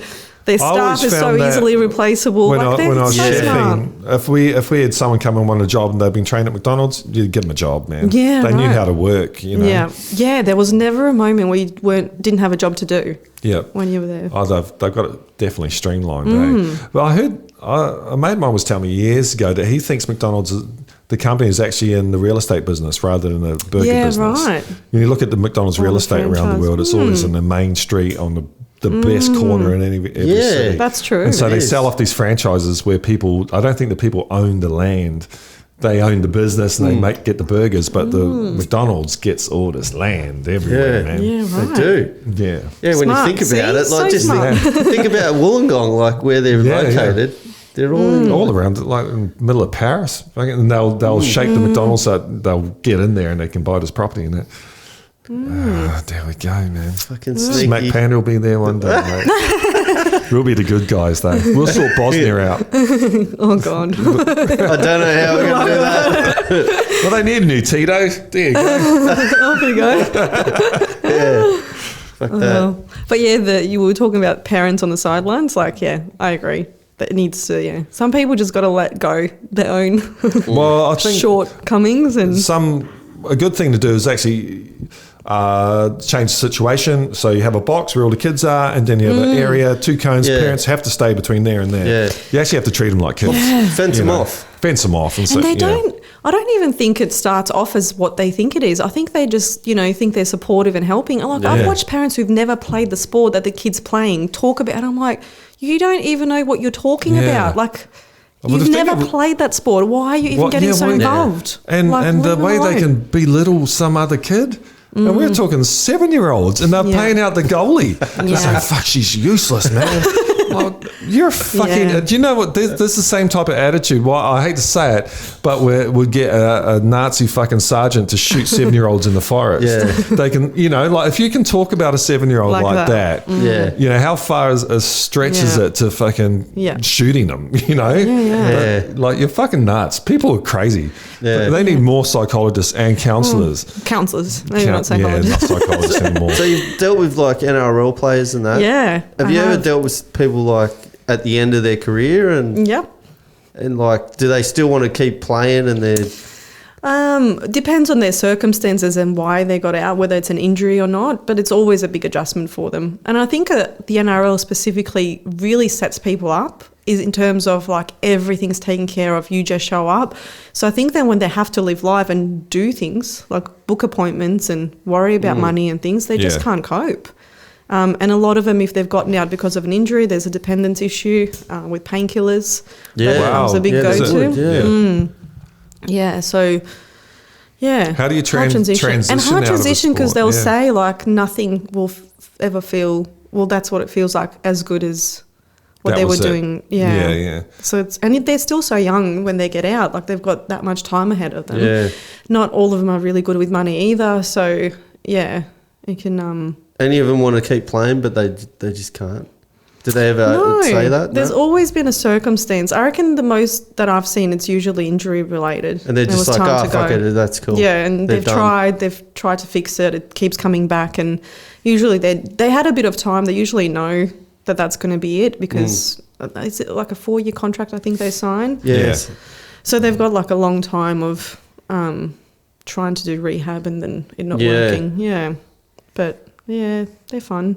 I mean, this is a thing with sports psychology. Like, obviously, dependence and stuff is a real issue, but sometimes you do feel like, really? Like, we're whinging about getting silver instead of gold? Like, You tell them some of your stories. and then, like, the person before you is just, like, doing other things. So, for me, that's good. Like, I like the balance between that world and the other one. Yeah. But, it's interesting. How do you get someone off like being, like painkillers or something like that? Depending on how bad their addiction is, like some need to go to rehab. With others, do you know what it is? Any addiction, like whether it's medication, alcohol, We're addicted coffee, to everything, aren't we? exercise, right? Whatever it is, it's feeling a need that's easier to feel by reaching out for whatever you're reaching out. So what that means is like if you're really honest with yourself and say you drink heaps and you go, I'm just thinking it because I've got a client in mind and I've said, like, what does it give you? And when you're really honest, it's things like I get lonely, I don't feel good enough about myself,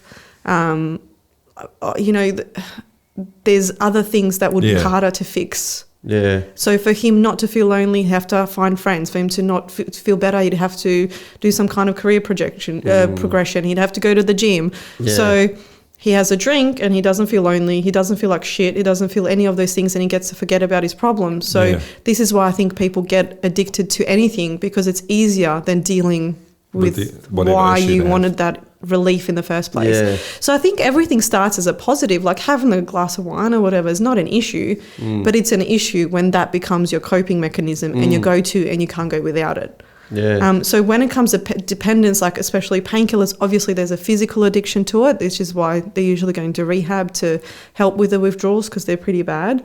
But then the lifestyle side of it is them actually getting honest with themselves and going, why What's am I doing going on this? with me? Yeah. So I quit coffee at the start of this year. Loved actually. It's past now. Yeah. And for me, like I was starting to feel sick when I have it. And obviously I haven't slept in 3 years. How many were you having? I was only having 2 or 3 a day. Yeah. There was nothing out there, but I think my nervous systems and my adrenal glands, I think everything was just so drained from life, not sleeping, kid work or whatever. And I was feeling sick and I kept having it. And then one day I was like, I just think I need to not have coffee. Yeah. I had headaches, body aches. Like it was intense. I felt like a massive junkie. Like it was enough for me to go, I don't think I'm ever going to have this stuff again.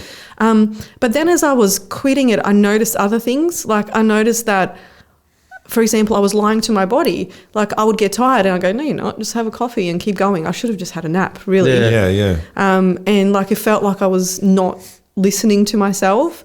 And then the other thing that happened was I started attributing things that were me to the coffee. So I only had that really good session with a client because I had a cup of coffee before. Yeah. Oh, Like, yeah. I don't know if I can be creative enough to write this blog post because normally I do that with a cup of coffee. Yeah. I don't know. Security blanket. I don't know if I can handle the play date with the kid because I'm tired and that's what I normally do with a coffee. So I didn't realize how much I was using it. As a crutch there. Yeah, and that for me was like, all right. And Did you switch to decaf or you just... Nah, just cold. Went cold. I went back a couple of times and just had like a really weak coffee and it was like horrible, like good, like a really good hit. It's like I was high on something. But I noticed my clenching my jaw, jittery, my sleep, my thoughts, like I wasn't as clear.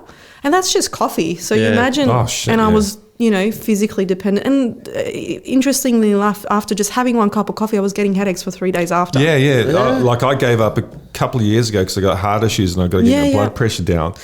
And 2 weeks of headaches, like felt like shit. And then I started drinking decaf, and decaf's gotten a lot better. Yeah. But then occasionally, if I'm really down, I'll jump back on the bandwagon. Recently, I've done it because we had a bit of stress. And the withdrawal symptoms are the same, and I'm straight onto it, man. And I get the afternoon lows. So if I have a coffee in the morning, the afternoon lows fucking terrible. Really? You need another coffee. And it was straight away. It's an addiction, man. It's not good to be addicted to anything. I like to just have breaks. Yeah. Just to see if I can still... Yeah, absolutely. Like, if I gave can't up handle the break, then I know. alcohol last year this year for 6 weeks, and I was completely over it. I just didn't fucking need it. And I found I just got lazy and bored. It gets... And I'm like, oh, that's a bit boring, which is the thing, isn't it? Well, don't be fucking boring. Go do something about it. I've got plenty of things I need to do. Should have played fucking footy with the kids or something, But, so, yes. And even like if you're bored and nothing comes to mind, that means you've got to put effort into finding something new that's going to be exciting and fun and... It's effort and you might be tired. But then that's the other thing. If you're tired, then you should do something about being tired. Yeah. So it's like, I think that's, it becomes a Band-Aid. And then a really big one when it becomes a dependence. Oh, shit, yeah. So once you've had this second child, what's in the future for you? Are you going to go back to sports psychology or... Who knows? I'll probably... Look, I had 2 weeks off with my first one. So at all. That ain't long. You got to enjoy it. She was born 9 minutes before Christmas and luckily the business was closed for 2 weeks otherwise. What'd you put, like those... That was it. What's that movie? Fucking De Niro puts those fake boobs on. Put them on Nathan. Give Nathan, there you go. Pretty much. Oh, yeah. Get into it. No, she was, it was, she Well, you was would have like been all attached to me. It was like she was on my hip at business meetings. Like that kid was pushing me in all the ways. But I think what I'll just keep doing is what I'm doing because I can do things from home now and remotely. And I no longer have, 15 staff members to worry about. It's pretty much just me and some freelancers. And nice. Yeah. it's much more manageable and I can do things ahead. And so hopefully I'll have more than 2 weeks off. I hope so. That's great. Yeah, I think on that note. Yeah, thanks for coming in. That's great, Maz. Appreciate you coming on. It was great. Yeah, Awesome. great story. Thank Cheers, you. mate. Thanks. See ya. Well, bit. Yeah.